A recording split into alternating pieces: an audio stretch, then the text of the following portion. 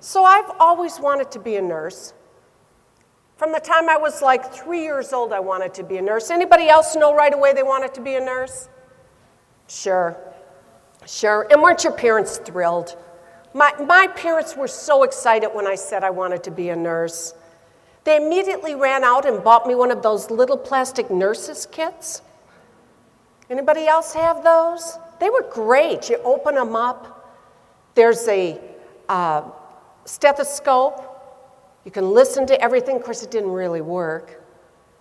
There was a thermometer permanently marked to 98.6. There was a bottle of candy marked pills. Oh, that's a good message for the kids. We've tried to undo that one for a while. There's a little hammer. You could hit your brother, hit your sister. But I'll tell you what I liked.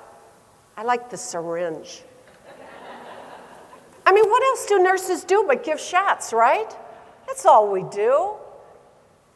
And to finally get a syringe, and it actually worked. You could draw up water, and then you could shoot the cat, shoot the dog, shoot the neighbor kid. There was a phase in my life where nobody left dry. So you can imagine my excitement when I got to the part of my nurses training where we actually studied injections. Now, some of you in this room probably trained a few years ago like I did. And you know, back in those days, you don't start by giving an injection to a patient. You start by injecting what? Oranges, yeah.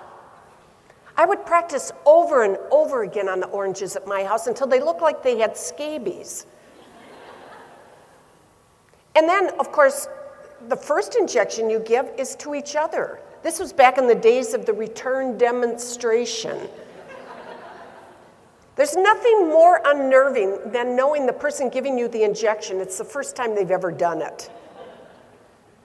But finally, ladies and gentlemen, the big day came for me. I was doing my emergency room rotation, Penrose Hospital, Colorado Springs. And in walked a gentleman, a construction worker. He had been cut on a piece of sheet metal. Handsome, tan. I said, come on, come over here and lay on the gurney. He laid down and the doctor came over and stitched him up. And then he said the most magical words. The words I'd been waiting for a lifetime to hear. Nurse Bartline, can you give him a tetanus shot? Oh, my heart started to pound. I practically floated in slow motion. You know, like those women at the beginning of Baywatch. I opened up the refrigerator, I pulled out the vaccine, I drew it up. I went back to where the patient was laying. I wiped his deltoid with an alcohol swab. I darted that injection in perfectly. Aspirated just a bit, finished and pulled it out. I winked at him, he winked at me. And then he stood up and fell dead on the floor. I killed him.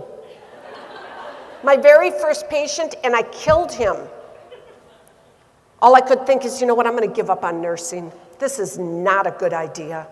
I'm going to run out the door. I'll live in the mountains of Colorado, make my life off the land.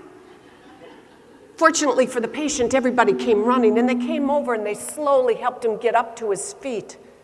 And the doctor was laughing. He says, you know what, the big ones always faint. That's a true story, ladies and gentlemen. And at that moment, I realized something. If you're going to make it in nursing, you better have a sense of humor.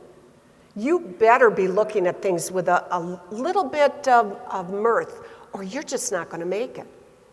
Now, my experience with nurses is we do have that kind of sense of humor. In fact, nurses talk about, think about, and laugh about things nobody else thinks is funny.